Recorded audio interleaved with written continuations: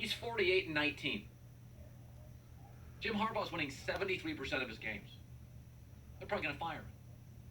Bill Parcells is a legend, won 57%. So's Dick Vermeil, 52. Chuck Noll, 56, 5 rings. Bill Walsh, all-time best, 61. Harbaugh's at 73, right up there with Lombardi.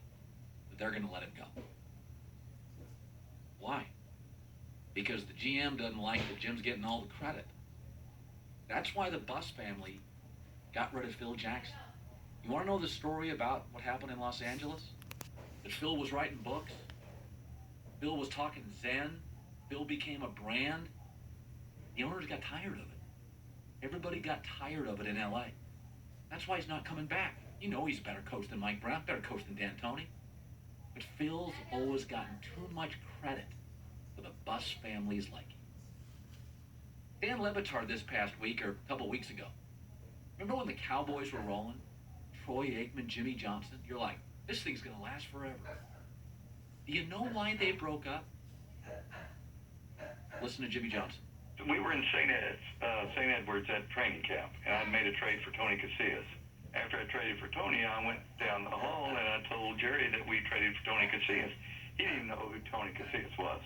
I'm watching television, here probably 2 hours later, and he's doing a press conference and he's saying he had traded for Tony Casillas. Anyway, it just kind of struck me wrong. And so I said something to him. He said, you know what, Jimmy? He said, I can make $3 million. He said, nobody really cares.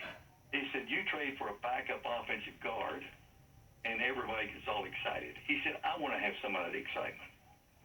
And I said, Jerry, that's not what we talked about when we came into this thing.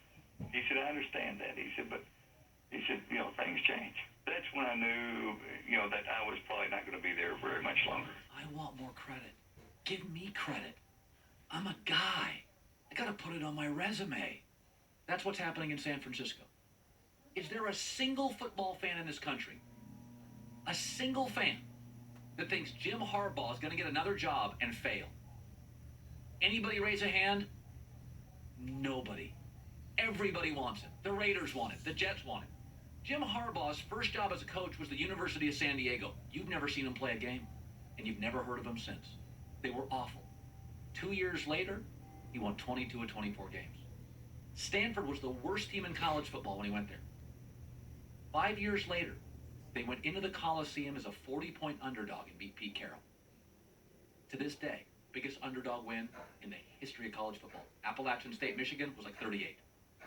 He goes to San Francisco, they're 5-11. Next year, Alex Smith, NFC title game, what? Hello? Excuse me, what? And they want him out? This is a GM who's really good, who, like all great GMs, thinks he invented football to some degree, wants a little more credit. Hey, I'm good too.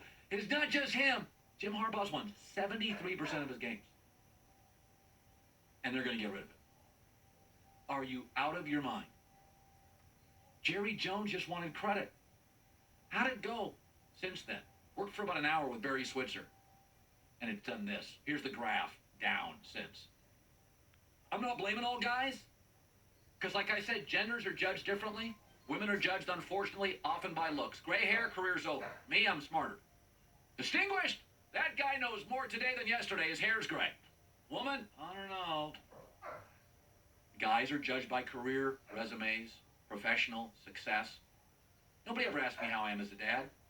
How's your career going? Great. It's amazing. San Francisco's out of their mind.